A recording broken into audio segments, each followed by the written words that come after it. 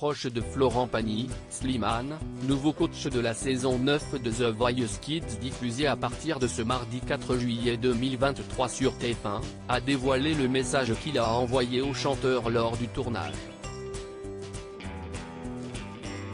Place aux enfants. Ce 4 juillet 2023, TF1 diffusera la 9e saison de The Voice Kids.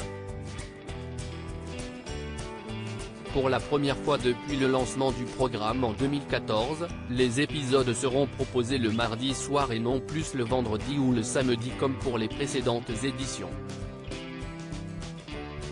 Autre nouveauté cette année, l'arrivée de Nolwenn Leroy et Slimane chez les coachs.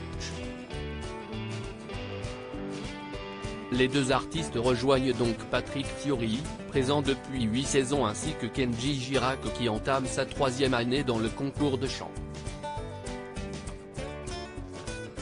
Présent lors de la conférence de presse consacrée au lancement de The Voice Kids 9 le 12 juin dernier, Slimane en a profité pour évoquer sa relation avec l'un des jurés emblématiques de la version adulte.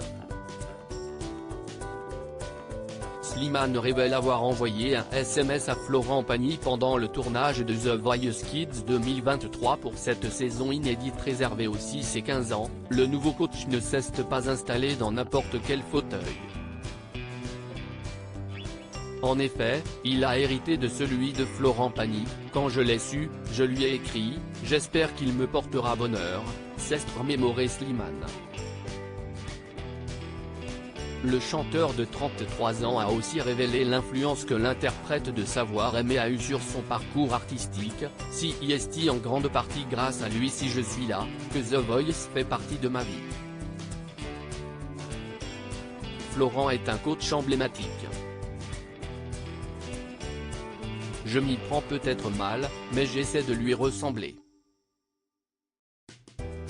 Il m'a appris qu'il faut être respectueux avec ceux qui nous entourent, même après 20 ans de carrière, a déclaré l'artiste originaire de Chelles en Seine-et-Marne avant d'ajouter « Il est une grande source d'inspiration.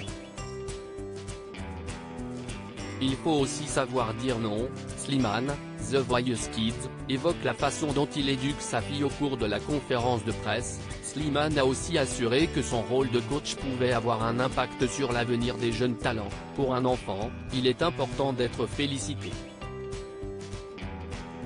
Dans mon cas, c'est grâce aux compliments de Bruno Berber, le directeur des castings de The Voice, note de la rédaction, après une audition pour le spectacle Cléopâtre, la dernière reine d'Égypte, que j'ai compris que cela pouvait être mon métier, a-t-il souligné avant de faire le parallèle avec son rôle de père. Il faut aussi savoir leur dire non et en expliquer la raison, comme je le fais avec ma fille Esmeralda, a conclu l'ancienne acolyte de Vita.